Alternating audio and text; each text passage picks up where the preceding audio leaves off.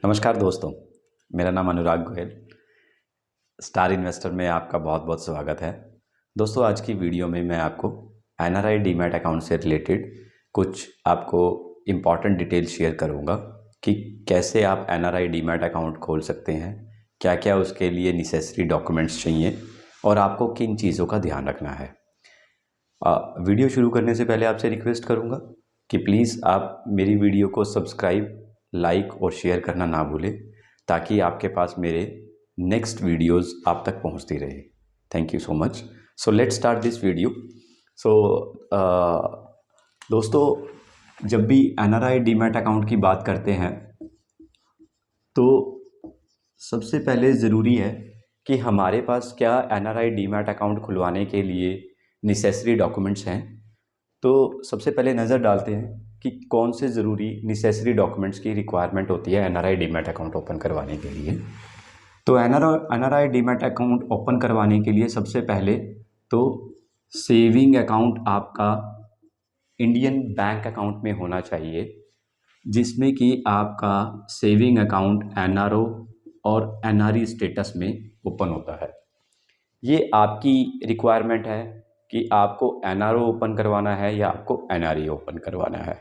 Basically NRE account में जो source of funds आपके रहेंगे वो रहेगी आपकी फॉरेन करेंसी, और एनआरई में रहेगी आपकी डोमेस्टिक करेंसी। तो डोमेस्टिक करेंसी की अगर मैं बात करूं तो इंडिया में आईएनआर रुपीस, और फॉरेन करेंसी आपकी जिस भी कंट्री में आप रहते हैं उसका हो सकता है। Now the next point is कि आपको नेसेसरी डॉक्यूमेंट्स क्या चाहिए डीमैट अकाउंट ओपन करवाने के लिए। तो सबसे पहले मैं बात करूंगा रिक्वायर डॉक्यूमेंट्स की। तो दोस्तों, रिक्वायर डॉक्यूमेंट्स क्या है? सबसे पहला पॉइंट कि पैन कार्ड इज मैंडेटरी।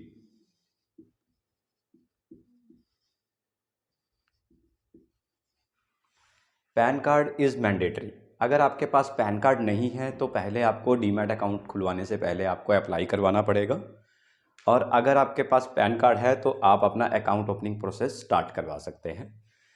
दूसरा जो इम्पॉर्टेंट पॉइंट है कि आपके पास ईमेल एड्रेस होना चाहिए, ओवरसीज का contact number,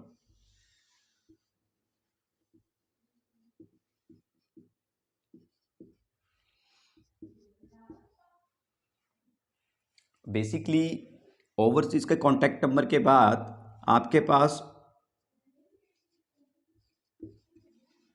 overseas address proof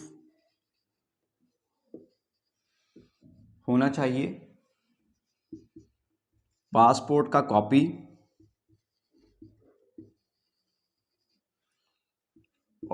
main important is visa arrival stamp.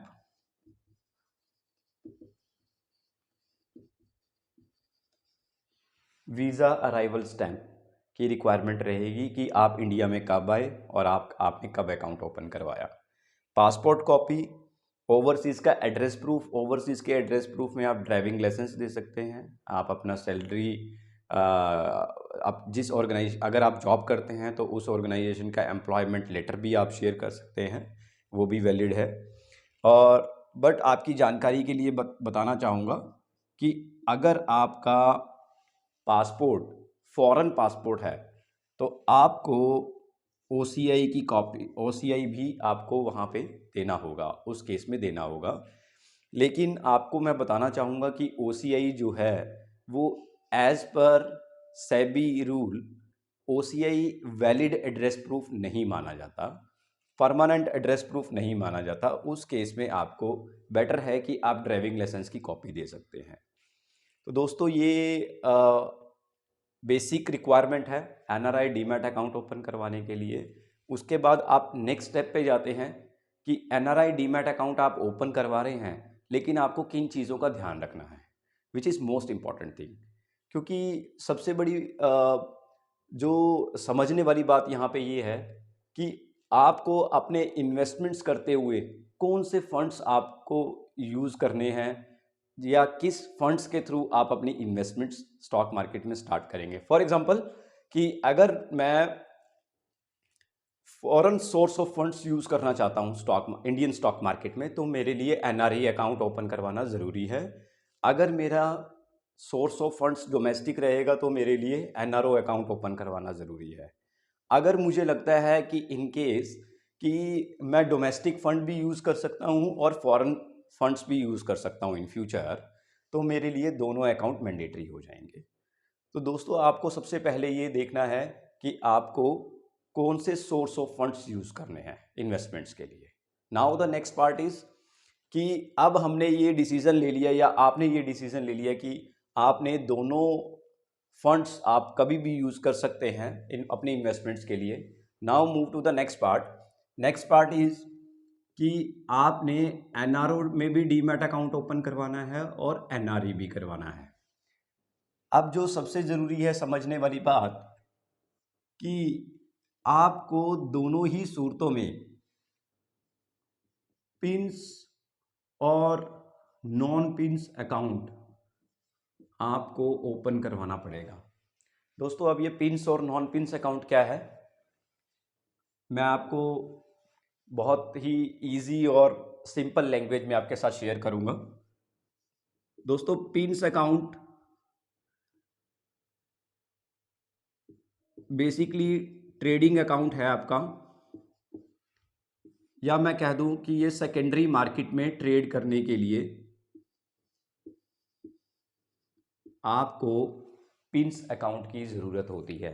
तो बेसिकली अगर मैं बिल्कुल सिंपल लैंग्वेज में आपको समझाऊं तो जिस भी ब्रोकिंग हाउस पे के थ्रू आप अपना डीमैट अकाउंट और ट्रेडिंग अकाउंट ओपन करवा रहे हैं, तो ट्रेडिंग अकाउंट जब आप ओपन करवा रहे हैं तो उनके ट्रेडिंग प्लेटफॉर्म से जब आप शेयर परचेज और शेयर सेल करेंगे तो वहाँ पे जो सेल परचेज आपकी होगी वो पिंस अकाउंट के थ्रू होगी एनआरआई केस में। So basically portfolio investment service, pins का जो मतलब है पोर्टफोलियो इन्वेस्टमेंट सर्विस। तो बेसिकली आपका ये जो पिंस अकाउंट ओपन होगा ये सेकेंडरी मार्केट में डील करने के लिए है, जिसके थ्रू आप ट्रेडिंग करेंगे प्योरली। दूसरी बात करते हैं नॉन पिंस अकाउंट की। तो दोस्तों, non pins account primary market के लिए एनआरआई केस में ओपन किया जाता है। प्राइमरी मार्केट मैं अगर आपको एग्जांपल्स दूं तो प्राइमरी मार्केट के एग्जांपल्स होंगे, आपने आईपीओ लगाना है, आपने म्यूचुअल फंड में पैसा लगाना है, अगर आपको शेयर्स गिफ्ट आए हैं वो भी आपके नॉन पिंस अकाउंट में आएंगे। इन केस आपने फिजिकल शेयर डीमैटेरियलाइज करवाने हैं वो भी आपके नॉन पिंस अकाउंट में आएंगे। उसके अलावा जो भी कॉरपोरेट एक्टिविटी, जो भी कॉरपोरेट एक्शंस रहेंगे और आप अगर उसमें पार्टिसिपेट करना चाहते हैं, फॉर एग्जांपल जैसे अगर मैं कॉरपोरेट एक्शंस की बात करूं तो अगर इन केस बोनस इशू होना, राइट इशू होना या डिविडेंड आना या फिर बायबैक, अगर कोई कंपनी बायबैक दे रही है तो कोई भी एक्शन अगर कॉर्पोरेट एक्शन रहेगा तो वो आपका नॉन पिंस अकाउंट के थ्रू रूट अप होगा।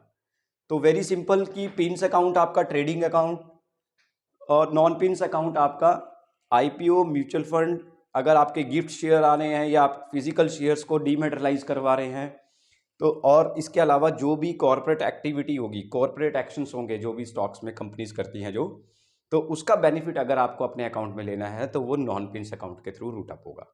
तो मोटा मोटी मैं ये यहाँ पे ये कहना चाहूँगा कि नॉन पिंस अकाउंट आपके लिए मैंडेटरी हो गया बेसिकली, बिकॉज इसमें से अगर मैं आईपीओ या म्यूचुअल फंड को भी छोड़ देता हूँ या गिफ्ट्स फिजिकल शेयर्स को भी छोड़ देते हैं तो आपका जो भी डीमैट में होल्डिंग रहेगा उसमें जो भी कॉर्पोरेट एक्शंस में जो आपको बेनिफिट मिलना है वो नॉन पिंस के थ्रू ही रूट अप होगा। तो नेचुरली है कि नॉन पिंस अकाउंट आपके लिए मैंडेटरी होगा। Now the pins account, pins account आपकी कंसेंट है कि आप ट्रेडिंग करना चाहते हैं या नहीं करना चाहते हैं। अगर आप ट्रेडिंग नहीं करना चाहते तो आप पिंस अकाउंट आपके लिए ज़रूरी नहीं है, परंतु आपको नॉन पिंस अकाउंट ओपन करवाना चाहिए और जब भी आप स्टॉक मार्केट में डील कर रहे हैं। तो यहाँ पे पिंस और नॉन पिंस का मैंने बड़ा ही इजी फंडा आपको बताया है, इजी डेफिनेशन स्टेटमेंट्स के साथ। आई होप कि आपको क्लियर हुआ होगा। इसके अलावा हम बात करते हैं कि एनआरआई में टैक्सेशन क्या रहेगा। तो टैक्सेशन का क्या रहेगा, तो long term capital gain tax और short term capital gain tax NRI के केस में, अगर मैं लॉन्ग टर्म की बात करूं तो आपका ये 20% और शॉर्ट टर्म कैपिटल गेन 15%। तो इसके अलावा जो एनआरआई केस में टीडीएस एप्लीकेबल होता है वो मैं आपको अभी अलग से इस वीडियो में नहीं, वो मैं आपको दूसरी वीडियो में शेयर करूंगा कि टीडीएस का कैसे कैसे स्लैब रहता है एनआरआईज में और कैसे आप टीडीएस का सेटलमेंट करके आप टीडीएस को क्लेम कर सकते हैं। तो नॉर्मल जो लॉन्ग टर्म कैपिटल गेन है और short term capital gain tax वो आपका 15% और 20% रहेगा, राइट। इसके अलावा मैंने आपसे बात बताया कि कौन कौन से नेसेसरी डॉक्यूमेंट्स हैं जो आपको ध्यान में रखने हैं और किस अकाउंट में आपको डील करना है। आपके लिए एनआरओ ज़रूरी है या एनआरई ज़रूरी है। तो पिंस और नॉन पिंस अकाउंट की जो हमने बात की, तो एनआरओ अगर आप खुलवाएंगे तो पिंस अकाउंट और नॉन पिंस आपके दोनों ही एनआरओ केस में अकाउंट ओपन होंगे। इसी तरीके से अगर आप एनआरई अकाउंट ओपन करवाएंगे तो यहाँ पे भी आपका पिंस और नॉन पिंस दोनों अकाउंट आपके ओपन होंगे। तो बड़ा इजी है कि आपके, अगर आप इंडिया में डीमैट अकाउंट ओपन करवा रहे हैं एनआरआई स्टेटस में, तो आपके, अगर आप दोनों एनआरओ और एनआरई दोनों अकाउंट ओपन करवाने हैं तो आपके 4 डीमैट खुलेंगे। NRE PINS demat account, NRE non PINS demat account, NRO PINS demat account और NRE non PINS demat account. तो आपके 4 डीमैट अकाउंट यहाँ पे खुलेंगे। तो दोस्तों आई होप कि ये आपको क्लियर हुआ होगा। तो इसी के साथ नेक्स्ट वीडियो में मुलाकात होगी। टीडीएस के बारे में आपको मैं शेयर करूंगा बाकी की डिटेल्स कि एनआरआई केस में टीडीएस में कहाँ कहाँ कैसे कैसे सरचार्ज होता है और आप कैसे उसको क्लेम कर सकते हैं। सो आज की वीडियो के लिए थैंक यू सो मच। नमस्कार।